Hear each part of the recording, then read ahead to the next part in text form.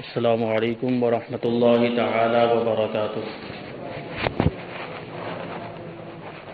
الحمد للہ رب العالمین والعاقبۃ للمتقین والصلاة والسلام علی سید الانبیاء والمرسلین وعلی آلہ واصحابہ اجمعین، اما بعد فاعوذ باللہ من الشیطان الرجیم، بسم اللہ الرحمن الرحیم۔ اقتربت الساعة وانشق القمر، صدق اللہ مولانا العظیم وصدق رسولہ النبی الامین المتین الکریم، ونحن على ذلك لمن الشاهدين والشاکرین والذاکرین والحامدین والحمد للہ رب العالمین۔ آئیے ہم اور آپ سب سے پہلے حضور سرور کائنات، فخر موجودات، باعث تخلیق کائنات احمد مجتبی محمد مصطفیٰ صلی اللہ علیہ وسلم کی بارگاہ بیکس پناہ میں جھوم جھوم کر درود و سلام کا نذرانہ عقیدت پیش کریں اور پڑھے اللہم صلی علی سیدنا و مولانا محمد معدن الجود والکرم وآلہ الکرام وابنہ الکریم وبارک وسلم صلاۃ و سلام علیک یا رسول اللہ صلی اللہ تعالی علیہ وسلم۔ عزیزان ملت اسلامیہ، گزشتہ 2 جمعہ سے ہم سلطان المشائخ حضرت خواجہ نظام الدین اولیاء محبوب الہی رضی اللہ تعالیٰ عنہ کا ذکر کر رہے تھے۔ اس سے پہلے ہم نے قیامت کا بیان شروع کیا تھا، قیامت کی نشانیوں کا بیان شروع کیا تھا، اور اس وقت یہ بات کہی گئی تھی کہ انشاءاللہ تبارک و تعالی اس بیان کو آگے بھی جاری رکھا جائے گا، اس بیان کو کنٹینیو کیا جائے گا۔ تو انشاءاللہ تبارک و تعالی آج پھر سے ہم قیامت کا اور قیامت کی نشانیوں کا، اس کی ہولناکیوں کا تذکرہ کریں گے۔ یہ قیامت کا تذکرہ کیوں کیا جاتا ہے؟ قیامت ایک ایسی حقیقت ہے جسے کوئی ایمان والا کبھی بھی جھٹلا نہیں سکتا۔ اللہ تبارک و تعالیٰ نے اس دنیا کے اندر انسانوں کو بھیجا، اس دنیا کو ان کے لیے آزمائش کی جگہ بنایا، پھر اس نے اپنے رسولوں کو اور اپنے نبیوں کو انسانوں کی ہدایت کے لیے بھیجا، آسمانی کتابوں کو نازل فرمایا، اور خاص طور پر قرآن مجید کو لوگوں کی ہدایت کے لیے آسمان سے نازل فرمایا۔ ہر دور میں ہر نبی، ہر رسول اپنی قوم کو اللہ سے ڈراتا رہا اور قیامت کے دن سے آگاہ کرتا رہا۔ قیامت کا وہ دن ہے کہ جب ہم اس کا تصور کرتے ہیں تو کلیجہ منہ کو آ جاتا ہے۔ قیامت کا دن وہ دن ہے کہ جس کا ذکر کرتے ہی ہمارا دل تھر تھر کانپنے لگتا ہے۔ اس قدر خطرناک ہوگا قیامت کا دن، ایسا ہولناک ہوگا۔ اللہ تبارک و تعالی ارشاد فرماتا ہے یوم ينفخ في الصور فصعق من في السماوات ومن في الارض الا من شاء اللہ، کہ جس دن سور پھونکا جائے گا تو سارے جو آسمانوں کے اندر ہیں اور جو زمینوں کے اندر ہیں، جتنی بھی مخلوقات ہیں، ساری مخلوقات بے ہوش ہو جائیں گی، ساری مخلوقات مر جائیں گی مگر جسے اللہ چاہے۔ یہ قیامت کا دن ہوگا کہ اللہ تبارک و تعالی حضرت اسرافیل علیہ السلام کو سور پھونکنے کا حکم دے گا۔ حضرت اسرافیل علیہ السلام سور پھونکیں گے۔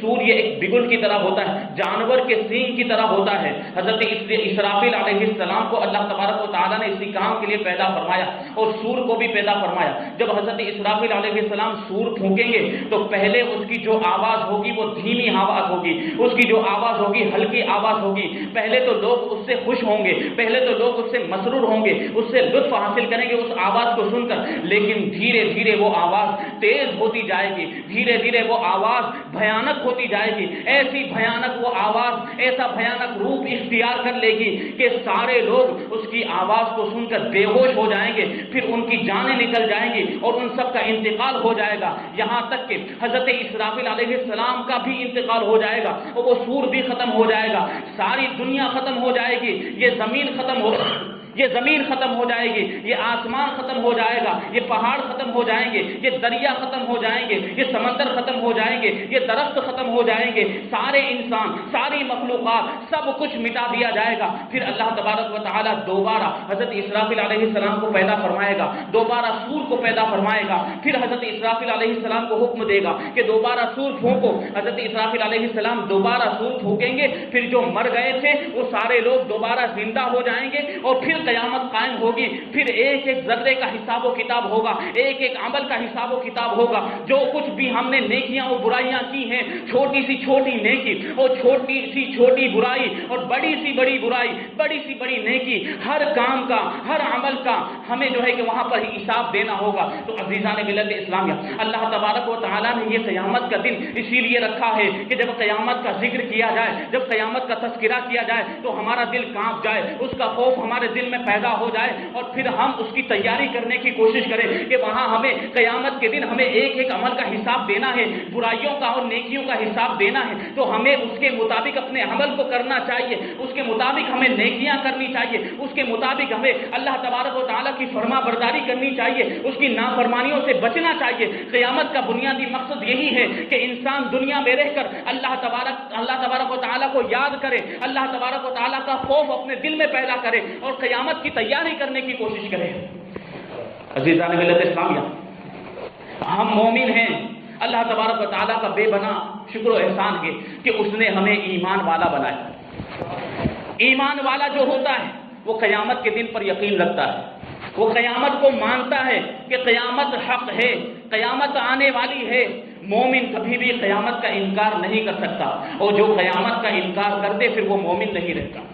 عزیزان ملت اسلام، یہ ایک مسلم سچائی، ایک مسلم حقیقت جس سے انکار نہیں کیا جا سکتا، اور مومن تو ہرگز اس بات کا انکار نہیں کرتا۔ لیکن دنیا کے اندر دوسری قوم کے لوگ بھی موجود ہیں جو قیامت کے دن کا انکار کرتے ہیں۔ وہ بہت سی قومیں ایسی ہیں جو قیامت کے دن کو بالکل نہیں مانتی۔ وہ لوگ کہتے ہیں کہ مرنے کے بعد کچھ نہیں ہونے والا، آدمی زندگی دنیا میں آتا ہے اور زندگی گزارنے کے بعد اس کی موت اس پر آتی، پھر مرنے کے بعد وہ ختم ہو جاتا ہے، اس کا معاملہ وہیں پہ رفع دفع ہو جاتا ہے۔ اور کچھ قومیں ایسی ہیں جیسے کہ ہمارے ملک کے اندر ایک غیر مسلم قوم ہے، ان کا ماننا یہ ہے کہ اسلام مرتا ہے، انسان جو ہے وہ مرتا ہے تو دوبارہ پیدا ہوتا ہے، پھر مرتا ہے، تیسری بار پیدا ہوتا ہے، اس طریقے سے 7 مرتبہ پیدا ہوتا ہے، معاذ اللہ۔ یہ ایک قوم ہے غیر مسلم، ان کا یہ عقیدہ ہے، 7 جنموں کا عقیدہ رکھتے ہیں وہ لوگ۔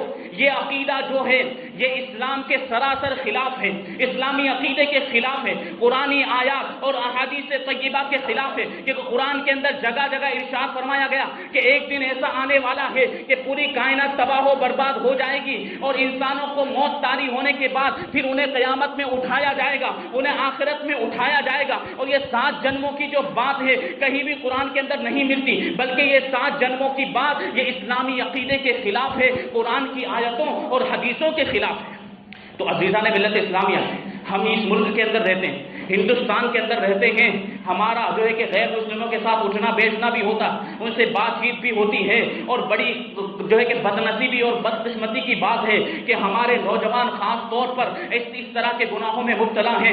آج جو ہے کہ فیس بک کا دور ہے، سوشل میڈیا کا دور ہے، واٹس ایپ کا دور ہے، تو اس میں مسلمانوں کے ساتھ تو دوستیاں کرتے ہیں، ساتھ ہی ساتھ غیر مسلموں کے ساتھ بھی دوستیاں کر لیتے ہیں۔ ان میں کیا ہوتا ہے کہ معاملہ یہ ہوتا ہے کہ دوستی کے اندر، دوستی کے بہاؤ میں بہتے بہتے ان کے عقائد کو اختیار کر لیتے ہیں، ان کے نظریات کو اختیار کر لیتے ہیں۔ اسی طریقے سے جو ہے کہ اس زمانے کے اندر، اس پرفتن دور کے اندر بہت سی ایسی برائیاں پائی جاتی ہیں۔ یہ ٹیلی ویژن ایسی برائی ہے کہ جس کے ذریعے سے وہ جو ہے کہ ساری برائیاں کے جو ذرائع ہوتے وہ ہمارے گھروں کے اندر داخل کرتے جا رہے ہیں۔ آج دیکھو تو ٹی وی پر جو سیریلز آتے ہیں وہ اکثر کفار کے ہیں، وہ غیر مسلموں کے ہیں، وہ اپنے عقائد کی ترویج و اشاعت کرتے ہیں۔ اس طریقے سے وہ اس کے اندر پوجا پاٹ بھی ہوتا ہے، بار بار ایسے عقائد کے وہ جو ہے کہ سامنے بیان کرتے ہیں جو اسلامی عقائد کے خلاف ہوتے۔ یہ 7 جنموں کی بات بھی بار بار اس طریقے سے سیریل کے اندر آتی ہیں، اور اسی طریقے سے پکچروں کے اندر بھی، فلموں کے اندر بھی اس طرح کی باتیں کی جاتی ہیں جو سراسر اسلام کے خلاف ہے،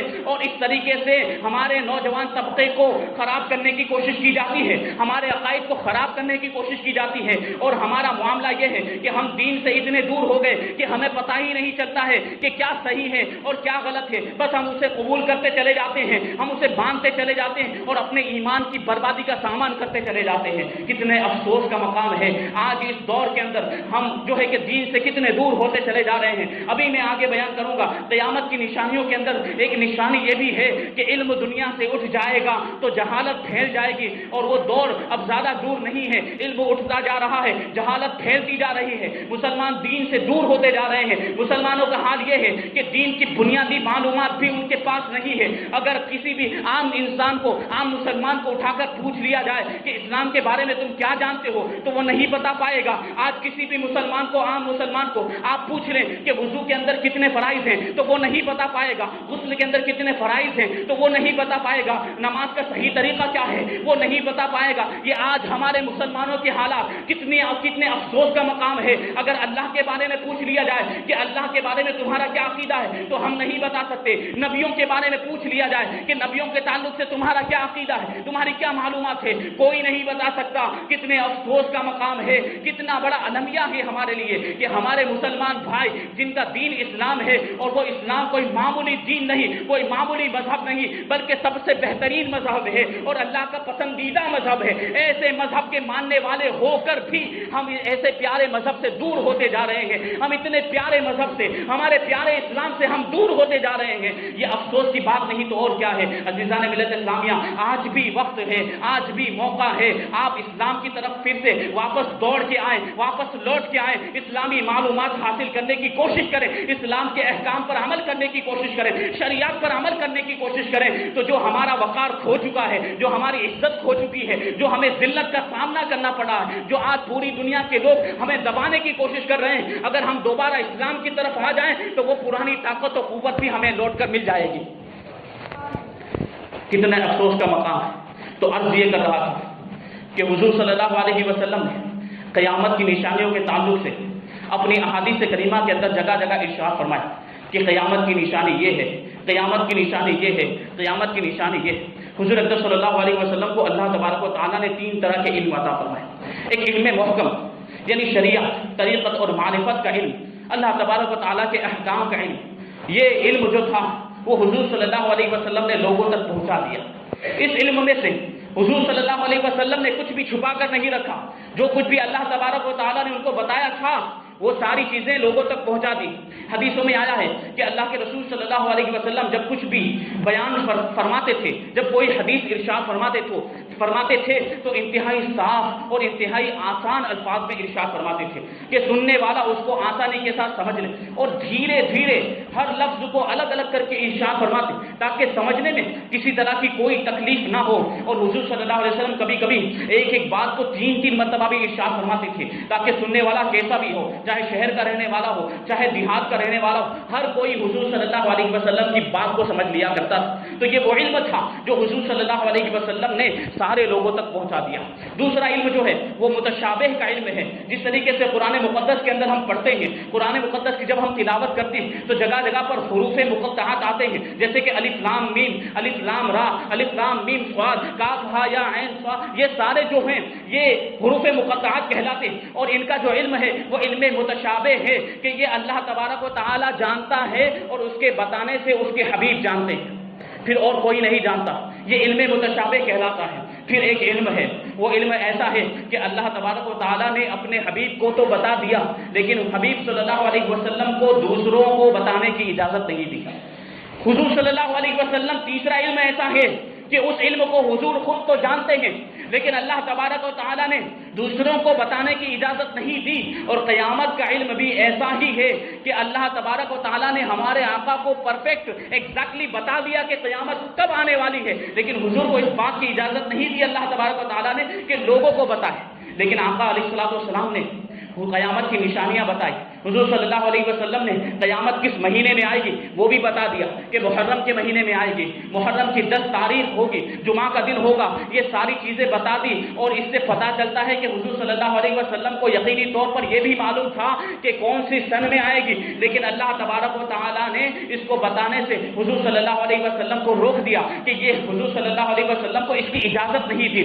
آقا علیہ السلام ارشاد فرماتے ہیں کہ قیامت جو ہے وہ اچانک آئے گی۔ ایک آدمی نوالا چبا رہا ہوگا، ابھی اس نوالے کو نگل نہیں پائے گا کہ قیامت آ جائے گی۔ ایک آدمی بکری کا دودھ دو رہا ہوگا یا کسی جانور کا دودھ دو رہا ہوگا، اس دودھ کو پی نہیں پائے گا کہ قیامت قائم ہو جائے گی۔ دکاندار خریدار کے سامنے کپڑے کو پھیلائے گا، ابھی سودا نہیں ہو پائے گا، ابھی دکاندار اس کپڑے کو سمیٹ نہیں پائے گا کہ قیامت آ جائے گی۔ قیامت اچانک آئے گی۔ کوئی اپنے گھر کو لیپ رہا ہوگا کہ قیامت آ جائے گی، کوئی شادی کر رہا ہوگا کہ قیامت آ جائے گی، لوگ اپنے اپنے کاموں میں مصروف ہوں گے کہ اچانک قیامت آ جائے گی۔ یہ قیامت کی ہولناکیاں ہے۔ اللہ کے رسول صلی اللہ علیہ وسلم نے جگہ جگہ اس کی نشانیاں بیان کی ہیں۔ اب میں نے جو عرض کیا کہ حضور صلی اللہ علیہ وسلم نے قیامت کا سن بیان نہیں کیا کہ کس سن میں آئے گی، لیکن ہمارے علماء کرام، ہمارے فقہاء اعظام اور جو بڑے بڑے جو محدثین ہوئے ہیں، انہوں نے اپنے اعتبار سے اپنے علم کے مطابق، علم جفر کے مطابق، علم جفر ایک علم ہوتا ہے، بہت ہی مشکل علم ہوتا ہے، علم توقیت، علم حیات، اس کے مطابق علماء کرام نے اس کی پیشن گوئی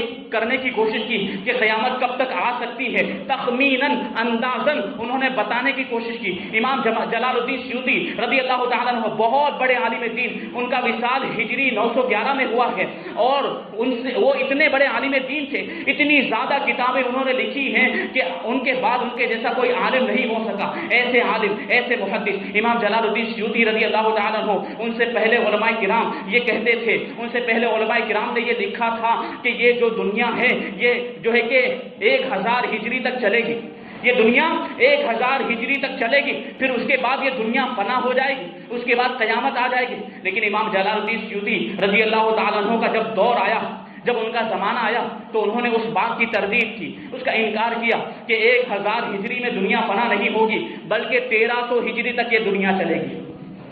امام جلال الدین سیوطی نے اپنے علم کے مطابق، علم جفر کے مطابق یہ فرمایا کہ یہ دنیا 1000 ہجری میں فنا نہیں ہوگی، بلکہ یہ 1300 ہجری تک چلے گی۔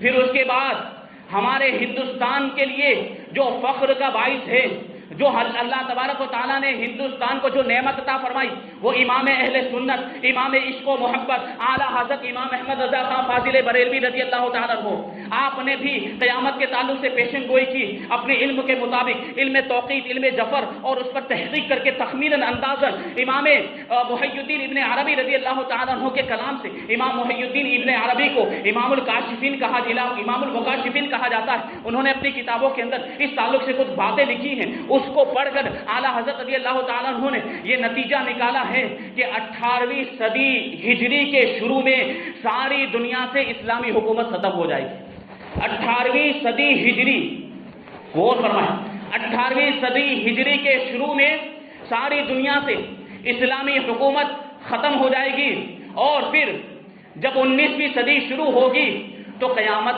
آ جائے گی۔ یہ انہوں نے علم توقیق کے مطابق کہا، علم جفر کے مطابق اندازن کا۔ یہ یقینی بات تو نہیں، یہ کوئی حتمی بات تو نہیں، لیکن اگر ہم اس کے مطابق غور کریں تو اب کتنے سال رہ گئے؟ اب مشکل سے 400 ساڑھے 400 سال رہ گئے ہیں۔ قیامت بہت قریب آ چکی ہے میرے دوستوں، قیامت انتہائی نزدیک آ چکی ہے۔ اگر آج بھی ہم نہ سنبھلے تو پھر ہمیں مٹا دیا جائے گا اور ہمیں فنا کر دیا جائے گا، نیست و نابود کر دیا جائے گا۔ کسی نے کہا تھا کہ نہ سنبھلو گے تو مٹ جاؤ گے ہندی مسلمانوں، تمہاری داستان بھی نہ ہوگی داستانوں میں۔ تو یہ عزیزان ملت اسلامیہ، قیامت انتہائی قریب آ چکی ہے۔ اب دیکھیں قیامت کی نشانیاں کیا ہیں، اللہ کے رسول صلی اللہ علیہ وسلم نے کس طریقے سے قیامت کی نشانیوں کو بیان کیا۔ حدیث جبریل ہے، ایک مرتبہ صحابہ کرام حضور صلی اللہ علیہ وسلم کی بارگاہ میں سارے بیٹھے ہوئے تھے کہ ایک شخص آیا، حضرت عمر ابن خطاب رضی اللہ تعالیٰ عنہ، اس حدیث کے راوی، مشکات شریف کے اندر یہ حدیث موجود، بخاری میں بھی موجود ہے، مسلم شریف کے اندر بھی موجود۔ حضرت عمر ابن خطاب کہتے ہیں کہ ہم لوگ بیٹھے ہوئے تھے کہ ایک شخص نہایت ہی حسین و جمیل، خوبصورت جو ہے کہ اس کا چہرہ اتنا حسین و جمیل تھا، وہ آیا اور اس نے سفید لباس پہنا ہوا تھا، نہایت ہی شاف و شفاف لباس پہنا ہوا تھا، حضور صلی اللہ علیہ وسلم کی بارگاہ میں آیا، اسے ہم میں سے کوئی پہچانتا نہیں تھا اور اس پر سفر کے آثار بھی نمودار نہیں تھے۔ مطلب یہ تھا کہ ہم میں سے کوئی اس کو پہچانتا نہیں، اس کا مطلب یہ تھا کہ وہ کہیں دور سے آیا ہوگا، لیکن سفر کے آثار بھی نہیں تھے کہ جس سے یہ پتا چلے کہ کہیں دور سے آیا ہوگا۔ وہ شخص آنے کے بعد حضور صلی اللہ علیہ وسلم کے سامنے بیٹھ گیا اور اس طریقے سے بیٹھا کہ اس نے اپنے گھٹنے حضور کے گھٹنوں سے ملا دیے، حضور کے گھٹنے گھٹنوں سے اپنے گھٹنے ملا کر بیٹھ گیا. یہ انتہائی عجیب بیٹھنے کا طریقہ تھا. ہم میں سے کوئی بھی اس سے پہلے کبھی اس طریقے سے حضور صلی اللہ علیہ وسلم کی بارگاہ میں نہیں بیٹھا تھا. وہ شخص آنے کے بعد اس طریقے سے بیٹھ گیا. اب اس نے حضور صلی اللہ علیہ وسلم سے سوال کرنا شروع کیا. اس نے پوچھا کہ یا رسول اللہ، یا محمد صلی اللہ علیہ وسلم، مجھے اسلام کے بارے میں کچھ بتائیں. تو حضور صلی اللہ علیہ وسلم نے ارشاد فرمایا، اسلام یہ ہے کہ تم اللہ کے ایک ہونے کی گواہی دو اور محمد صلی اللہ علیہ وسلم کے اللہ کے رسول ہونے کی گواہی دو، پھر نماز قائم کرو، روزہ رکھو، حج ادا کرو، اور اللہ تبارک و تعالیٰ نے اگر توفیق دی ہے، مال دیا ہے، تو اس سے زکات بھی ادا کرو. وہ شخص جو آیا تھا وہ حضور صلی اللہ علیہ وسلم کے ارشاد کے بعد کہنے لگا کہ بے شک آپ نے سچ کہا، بے شک آپ سچے ہیں. اب جو حضرت عمر کہتے ہیں کہ سوال کرنے والا سوال کرتا ہے اور سوال کے بعد پھر حضور کی تصدیق بھی کرتا ہے. تعجب خیز بات ہے کہ سوال پوچھا، آقا نے جواب دیا، تو پھر حضور کی تصدیق بھی کر رہا ہے کہ ہاں آپ نے صحیح کہا. اس سے کیا پتہ چلتا ہے کہ وہ بھی جانتا تھا کہ حضور یہی جواب دینے والے. پھر اس نے آگے پوچھا کہ یا رسول اللہ، ایمان کے بارے میں مجھے کچھ بتائیں. تو اللہ کے رسول نے ارشاد فرمایا کہ ایمان یہ ہے کہ تم اللہ پر ایمان لاؤ، اللہ پر یقین رکھو، اس کے رسولوں پر یقین رکھو، اس کے فرشتوں پر یقین رکھو، اس کی کتابوں پر یقین رکھو، قیامت کے دن پر ایمان لاؤ، اور جو ہے کہ اچھی اور بری تقدیر پر ایمان لاؤ. یہی ایمان ہے. پھر اس شخص نے پھر کہا کہ آپ نے یقیناً سچ کہا، آپ نے یقیناً جو ہے کہ سچی بات کہی ہے، تو آپ سچے ہیں. اس نے حضور صلی اللہ علیہ وسلم کی تصدیق کی. پھر آگے ایک اور سوال کیا کہ مجھے احسان کے بارے میں کچھ بتائیں. تو اللہ کے رسول صلی اللہ علیہ وسلم نے ارشاد فرمایا، احسان یہ ہے کہ تم اللہ تبارک و تعالیٰ کی عبادت اس طرح کرو گویا کہ تم اللہ کو دیکھ رہے ہو. اور اگر یہ حالت پیدا نہ ہو پائے، اگر یہ کیفیت نہ پیدا ہو پائے، تو کم سے کم اتنا تو تصور کرو کہ اللہ تبارک و تعالیٰ تمہیں دیکھ رہا ہے. یہی احسان ہے. اب اس شخص نے، آنے والے شخص نے حضور صلی اللہ علیہ وسلم سے پوچھا کہ مجھے قیامت کے بارے میں بتاؤ. تو اللہ کے رسول صلی اللہ علیہ وسلم نے ارشاد فرمایا کہ بل مسعود عنہا عالم من السائل، کہ قیامت کے بارے میں جس سے پوچھا گیا ہے وہ پوچھنے والے سے زیادہ نہیں جانتا. اس کی تشریح میں بیان کر چکا ہوں کہ حضور صلی اللہ علیہ وسلم بھی قیامت کے بارے میں اتنا ہی جانتے جتنا جبریل پہلے سے جانتے تھے. یہ بات ہو گئی. تو حضرت جبریل علیہ السلام نے کہا کہ ٹھیک ہے، آپ قیامت کی نشانیاں ہی بیان کر دیں. قیامت کی کیا نشانیاں ہیں؟ تو حضور صلی اللہ علیہ وسلم نے 2 نشانیاں بیان فرمائی. آقا علیہ السلام نے حدیث پاک کے اندر 2 نشانیاں بیان فرمائی. ان میں سے ایک نشانی یہ ہے کہ قیامت جب قریب آ جائے گی تو اس وقت عالم یہ ہوگا کہ قیامت کی نشانیوں میں سے یہ نشانی ظاہر ہوگی کہ باندی اپنے مالک کو جنے گی، لونڈی اپنے مالک کو جنے گی. اس کا مطلب کیا ہے؟ تو محدثین فرماتے ہیں کہ دیکھو اتنا معاملہ ہو جائے گا، اتنا فتنے کا دور آ جائے گا کہ جو اولاد ہوگی وہ ماں باپ کی نافرمان ہو جائے گی. اولاد ماں باپ کی نافرمان ہو جائے گی، ماں باپ کا کہا نہیں مانے گی، ماں باپ پر ظلم و ستم کرے گی، اور ماں باپ کے ساتھ اس طریقے سے پیش آئے گی جیسے کوئی اپنی نوکرانی کے ساتھ پیش آتا ہے، جیسے کوئی اپنے نوکر کے ساتھ پیش آتا ہے. اس طریقے سے اولاد اپنے ماں باپ کے ساتھ پیش آئے گی. عزیزان ملت اسلامیہ، آج ہم اپنے ارد گرد کے ماحول کا جائزہ لیں، ہم ہندوستان پاکستان کا جائزہ لیں تو ہمیں پتہ چلے گا کہ یہ نشانی کافی حد تک ظاہر ہو چکی ہے. اولاد اپنے ماں باپ کی نافرمان ہو چکی ہے. آج اولاد ماں باپ پر ظلم و ستم کرتی ہے. آج اولاد ماں باپ کو گالیاں دیتی ہوئی نظر آتی ہے. آج اولاد جو ہے کہ ماں باپ کا جو ہے کہ نفقہ دینے کے لیے تیار نہیں، ماں باپ کے خرچے پورے کرنے کے لیے تیار نہیں ہے، ماں باپ کی جو ہے کہ مدد کرنے کے لیے تیار نہیں، ماں باپ کو گالیاں دی جاتی ہے. یہاں تک کہ بعض لوگ کو اتنے ناعاقبت اندیش ہوتے ہیں کہ ماں باپ کو مار بھی دیا کرتے ہیں، ماں باپ کے اوپر ہاتھ بھی اٹھا دیا کرتے ہیں. تو دیکھیں یہ قیامت کی نشانی کس طریقے سے ظاہر ہو چکی ہے. اب اس سے اندازہ لگائیں کہ قیامت کتنی قریب آ چکی ہے. کتنے افسوس کا مقام ہے کہ آج ہمارا یہ ماحول بن گیا. آج آپ دیکھیں تو ماں باپ کے ساتھ کیسا سلوک کیا جاتا ہے. جب بچہ جو ہے کہ پیدا ہوتا ہے تو ماں باپ اس کی پرورش کرتے ہیں، اس کا دھیان رکھتے ہیں، اس کی تربیت کرتے ہیں، اس کی تمام ضروریات کا خیال رکھتے ہیں. لیکن جب وہ بڑا ہو جاتا ہے تو ماں باپ کو بھول جایا کرتا ہے. پھر ماں باپ کی کوئی جو ہے کہ وہ جو ہے کہ رسپیکٹ نہیں کرتا، ان کی عزت نہیں کرتا، ان کی فکر نہیں کرتا. بلکہ آج ماحول یہ ہو گیا کہ جب ماں باپ کو سنبھال نہیں پاتے ہیں تو اولڈ ایج ہوم میں ڈال دیا جاتا ہے. یہ ویسٹرن کلچر ہے. آج مغربی ممالک کے اندر جگہ جگہ پر آپ کو اولڈ ایج ہوم ملیں گے جہاں پر جس طریقے سے یتیم بچوں کے لیے یتیم خانے ہوا کرتے ہیں، اس طریقے سے بوڑھے ماں باپ کے لیے وہاں اولڈ ایج ہوم ہوا کرتے ہیں۔ جو بچے اپنے ماں باپ کو رکھنا نہیں چاہتے وہ اولڈ ایج ہوم میں ان کو ڈال دیا کرتے ہیں، وہاں پر ان کی جو ہے کہ کھانے پینے کا انتظام کیا جاتا ہے، رہنے سہنے کا انتظام کیا جاتا۔ یہ بلا ویسٹرن کلچر سے، ویسٹرن ممالک سے، مغربی ممالک سے ہندوستان میں بھی آ گئی ہے۔ ہندوستان میں بھی جگہ جگہ پر ایسے ہوم قائم ہو چکے ہیں جنہیں اولڈ ایج ہوم کہا جاتا ہے۔ آج یہ برائی ہمارے معاشرے کے اندر بھی داخل ہو گئی۔ آج اولاد ماں باپ سے کترانے لگی ہے، آج اولاد ماں باپ کی ذمہ داری کو قبول کرنے کے لیے تیار نہیں ہے، ماں باپ سے لوگ جو ہے کہ کتراتے ہیں۔ پہلے یہ ہوا کرتا تھا کہ اگر دو بھائی ہوتے تھے تو دو بھائی اس سلسلے میں لڑا کرتے تھے کہ میں اپنی ماں کو رکھوں گا، تو دوسرا کہتا تھا کہ نہیں میں اپنی ماں کو رکھوں گا۔ لیکن آج بالکل اس کا الٹا ہو گیا، اس کا برعکس ہو گیا۔ آج ماحول یہ ہے کہ نہ رکھنے کے لیے لڑتے ہیں، ایک بھائی کہتا ہے کہ میں نہیں رکھوں گا اور تو دوسرا بھائی کہتا ہے کہ میں بھی نہیں رکھوں گا۔ یہ کتنا افسوس کا مقام ہے اور یہ قیامت کی نشانی ہے عزیزان ملت اسلامیہ۔